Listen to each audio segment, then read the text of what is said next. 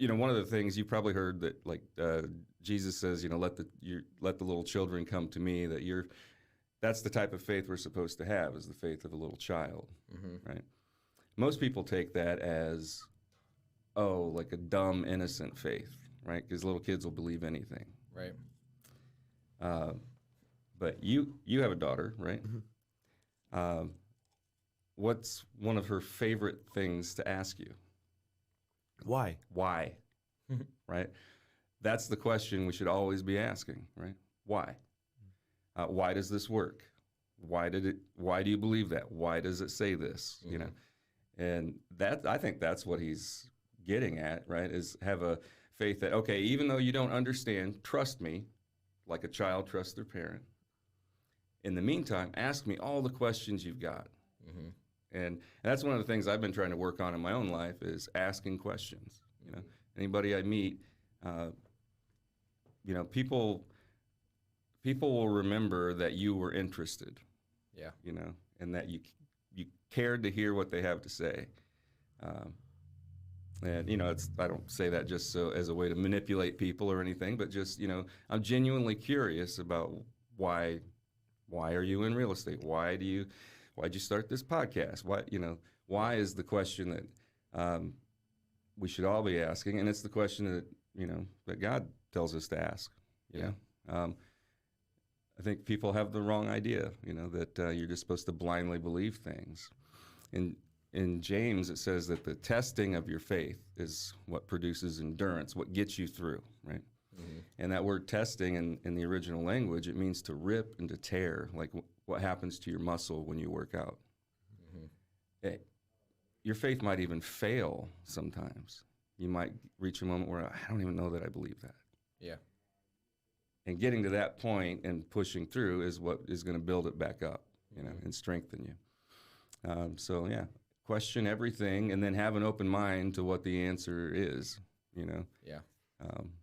And just, you're not as smart as you think you are, As right as I think I am most of the time. I'm trying to approach things more and more as if I don't know anything. Instruct me. Tell me why, Yep. So there's a seminar series that Dakota and I like, and they sort of talk about how, like, naturally from birth, the nature of you as a child may be to be more open, to be more trusting, to be more kind, to have a wide range of emotions, and to be open to just feeling the way that you feel, not suppressing anything, expressing yourself fully. You're full of integrity because you're doing whatever it is that you want to do because you're a little kid.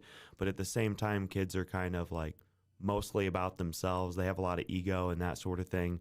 So I'm wondering what your thoughts are on that specifically, because it's more of a secular idea, I guess, which would be that we should go back to the way that we were as kids versus trying to people please. Yeah, and then the opposite, which is that, like, well, Christianity specifically is more like, hey, we're kind of like bad right off the bat. So maybe contrast those ideas. Like, give me your thoughts on that. Well, yeah, there's one thing you never have to teach a child how to do is to lie, right? It's built into us. You can see it, like the first time they tell a lie and they're like, that worked,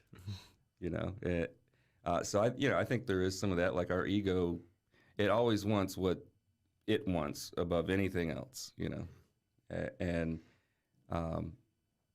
that's not all bad, right?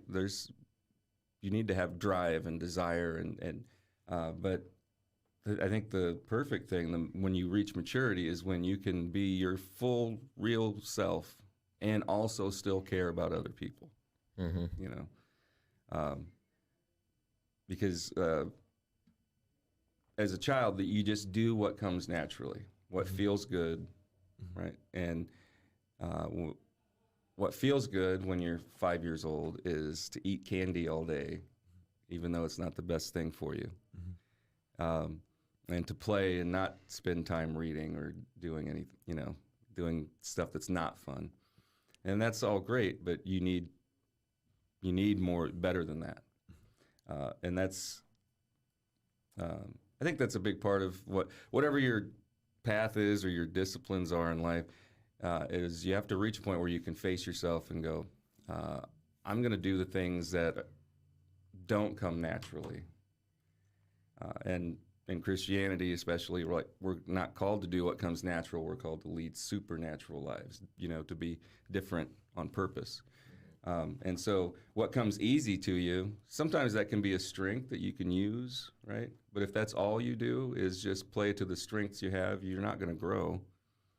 And you need to do the things that don't come naturally and that aren't easy, right? And like, my body always wants what's worse for it. Mm-hmm. When I'm hungry, I would much rather have pizza than a salad, but am I willing to push through that uncomfortableness and, do what's best? So yeah, I'm not sure about the seminar you're talking about, but that return to who you were as a child, I think that's great, right? Embrace who you are, but still be willing to do the things that are best for you.